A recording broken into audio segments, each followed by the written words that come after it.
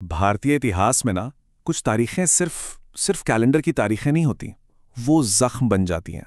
तो आज हम एक ऐसे ही दिन की कहानी में गहरे उतरेंगे, वो दिन जिसमें एक पूरे साम्राज्य की नींव हिलाकर रख दी थी। ये सिर्फ कहने की बात नहीं है, कोई कहावत नहीं है। 13 अप्रैल 1919 के लिए ये एक कड़वी, बहुत कड़वी हकीकत थी। एक ऐसा दाग जिसे सदियों की बारिश भी शायद कभी धो नहीं पाएगी। तो चलिए कहानी की शुरुआत में चलते हैं। तारीख थी 13 अप्रैल 1919। शहर अमृतसर। दिन था बैसाखी का, एक पवित्र त्योहार का। किसे पता था कि यह जश्न का दिन देखते ही देखते एक भयानक त्रासदी में बदल जाएगा। देखिए, हुआ ये था कि पहले विश्व युद्ध में लाखों भारतीय सैनिकों ने ब्रिटिश फौज के लिए अपना खून बहाया। एक उम्मीद थी कि इस वफादारी के बदले शायद कुछ अधिकार मिलेंगे, कुछ आज़ादी मिलेगी। पर मिला क्या? अधिकारों के बदले मिला एक बेरहम कानून, रॉलेट एक्ट। तो चलिए अब बात करते हैं उस कानून की जो इस पूरे गुस्से की असली वजह बना। एक ऐसा कानून जिसे इतिहास आज भी काला कानून के नाम से ही जानता है। इस एक्ट में था क्या?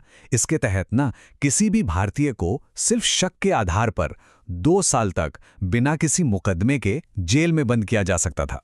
प्रेस की आज़ादी, उसका तो गला ही घोंट दिया गया।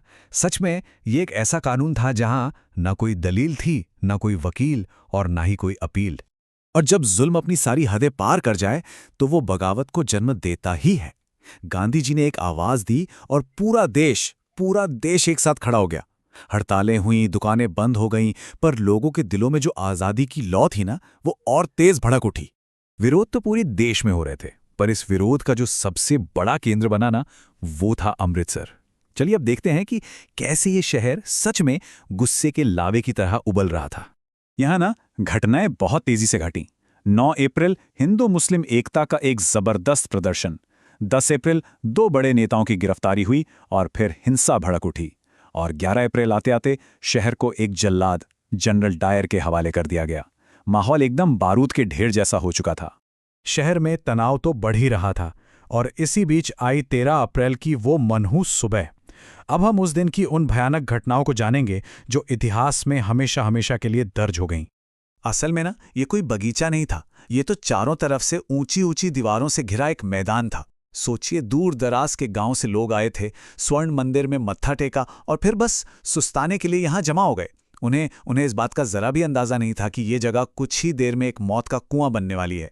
डायर का इरादा भीड़ को हटाना था ही नहीं, बिल्कुल नहीं। उसका मकसद था एक ऐसा खौफनाक सबक सिखाना जिसकी गूंज सदियों तक सुनाई दे। और इसीलिए बाग में घुसते ही उसने सबसे पहला काम क्या किया? बाहर निकलने का इकलौता रास्ता बंद करवा दिया ताकि कोई भी बचकर भाग ना सके। 20,000, लगभग 20,000 निहत्थे लोग, बच्चे, बूढ़े, औरतें, सब के सब एक ऐसी जगह पर कैद हो गए जहां से निकलने का कोई रास्ता नहीं था। उन दीवारों ने उन्हें दुनिया से काट दिया था। वो पूरी तरह से लाचार थे।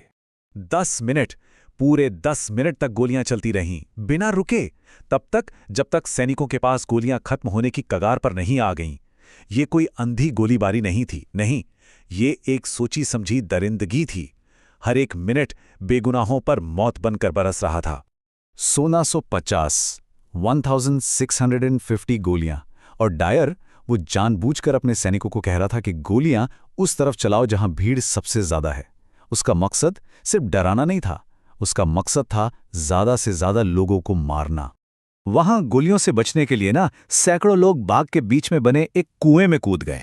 उन्हें लगा वो बच जाएंगे, गोलियों से तो बच गए, पर एक दूसरे के ऊपर गिरने और डूबने से उनकी जान चली गई। बाद में जब लाशें निकाली गईं तो सिर्फ उस एक कुएं से 120 बेजान शरीर बाहर आए। और डायर की क्रूरता यहीं खत्म नहीं हुई। गोलीबारी रुकने के बाद उसने हजारों मुर्दों और घायलों को वहीं बिना किसी मदद के तड़पने के लिए छोड़ दिया और ऊपर से पूरे शहर में कर्फ्यू लगा दिया ताकि कोई उनकी मदद के लिए भी ना आ सके। उस रात जलियांवाला बाग में सिर्फ चीखें थी और सिसकियां। पर इस नरसंहार ने डर पैदा नहीं किया, नहीं, इसने इंतकाम की एक ऐसी आग जलाई जिसने ब्रिटिश साम्राज्य की जड़ों को हिला कर रख दिया। बाद में जब हंटर कमीशन के सामने डायर से पूछताछ हुई ना, तो उसके चेहरे पर रत्ती भर भी अफसोस नहीं था। उसने साफ साफ कहा कि वो एक सबक सिखाना चाहता था। इन शब्दों से उसकी जो बेरहम सोच थी ना, वो साफ झलकती है। वो इस कत्लेआम को अपनी ड्यूटी मान रहा था। और सबसे शर्मनाक बात तो ये थी कि ब्रिटेन में इस कातिल का स्वागत एक हीरो की तरह हुआ। सजा तो दूर, उसे तो इनाम मिला। हाउस ऑफ लॉर्ड्स ने उसे पंजाब का रक्षक कहा और आम जनता ने उसके लिए 26,000 पाउंड की भारी भरकम रकम जमा की। सोचिए, इस नाइंसाफी ने हर हिंदुस्तानी के सीने में जो आग सुलग रही थी ना, उसे ज्वालामुखी बना दिया। और इस घटना ने आज़ादी के आंदोलन की दिशा ही बदल दी, हमेशा के लिए। रविंद्रनाथ टैगोर ने अपना नाइटहुड लौटा दिया, महात्मा गांधी ने कैसरे हिंद पदक वापस कर दिया। अब ये लड़ाई सिर्फ अधिकारों की नहीं थी, ये एक ऐसा मोड़ था जहां से पूर्ण स्वराज के अलावा कोई और रास्ता बचा ही नहीं था। यहां एक बात समझनी बहुत जरूरी है। देखिए, गोलियां तो जनरल डायर ने चलवाई थी, पर इस पूरे कत्लेआम का जो असली मास्टरमाइंड था ना, वो था पंजाब का lieutenant governor Michael O'Dwyer. उसी ने डायर के काम को सही ठहराया था और उसका हिसाब अभी बाकी था। एक ऐसा हिसाब जिसे पूरा करने वाला था सरदार उधम सिंह। पूरे 21 सालों तक सरदार उधम सिंह ने उस इंतकाम की आग को अपने सीने में जलाए रखा। वो लंदन पहुंचे और 13 मार्च 1940 को कैक्सटन हॉल में भाषण दे रहे माइकल ओ डायर को गोलियों से भून दिया। वो भागे नहीं, बल्कि सीना तानकर अपनी गिरफ्तारी दी, दुनिया को एक पैगाम दिया कि हिंदुस्तानी अपने बेगुनाहों का खून कभी नहीं भूलते। आज भी जलियांवाला बाग की दीवारों पर गोलियों के वो निशान उस दरिंदगी की गवाही देते हैं। पर वो शहादत बेकार नहीं गई, बिल्कुल नहीं। वो हमें याद दिलाती है कि आज़ादी की कीमत क्या होती है और अन्याय के खिलाफ आवाज़ उठाना क्यों ज़रूरी है। अब सोचने वाली बात यह है कि इस बलिदान से मिली सीख को हम आज अपने समय में कैसे जिंदा रख सकते हैं।